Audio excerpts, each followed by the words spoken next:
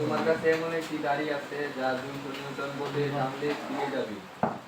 এই দড়িটি দিয়ে তোমাকে একটি বাক্স ঝুলিয়ে রাখতে দেওয়া হলো। তুমি যে কোনো ঘরের বাক্স ঝুলাতে পারবে?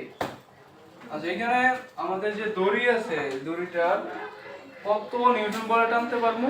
200 নিউটন। 200 নিউটন বলে আমরা কি করতে পারবো? টানতে পারবো। টানতে পারবো। পরে বলছে যে এই দড়িটি দিয়ে তোমাকে একটি বাক্সে যদি ঝুলিয়ে দিই, হ্যাঁ, ঝুলাই দিলে কি কইছে? পরে কি কইছে? ঝুলাই দিলে রাখতে দেওয়া হলে তুমি কি যে কোনো ঘরের বাক্স ঝুলাতে পারবে? দেখছে যে কোনো ঘরের বাক্সে ঝুলাতে পারবো কিনা। তো এখানে আমরা বের করবো হচ্ছে কত কেজি পর্যন্ত এই দড়িটা সহ্য করতে পারবো বাক্সে। ঠিক আছে, আর বেশি হচ্ছে হলে ছেড়ে যাবে, আর কম হলে তো ঝুলবেই, ঠিক না? তাহলে কেজি সম্পর্কিত যেহেতু আছে, আমরা নিউটনের দ্বিতীয় সূত্র এখানে প্রয়োগ করব, যে আমরা জানি F equal to কি m g। এখানে m এর মান আমরা বের করব, ঠিক আছে? এই মানগুলো কিছু কিছু মান দেওয়া আছে, যেমন এখানে কার মান দেওয়া আছে, দড়ির কি আছে, বল আছে না, F সমান কত? 200 নিউটন।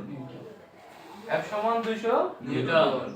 আর m এর মানটা বের করব, g এর মান তো আমরা জানি কত, 9.8 মিটার পার সেকেন্ড স্কয়ার, ঠিক আছে?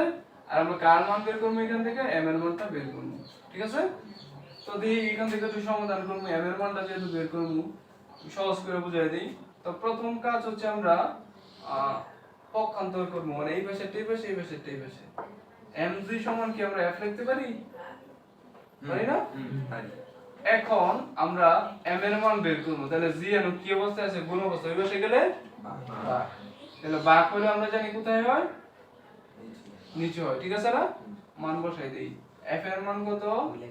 200, g এর মান কত? 9.8, ঠিক আছে? এখন এটাকে যদি ভাগ করি, যত হয় এত। আচ্ছা, এই দড়িটা দিয়ে সর্বোচ্চ আমরা 20.41 কেজি ভর ঝোলাতে পারবো।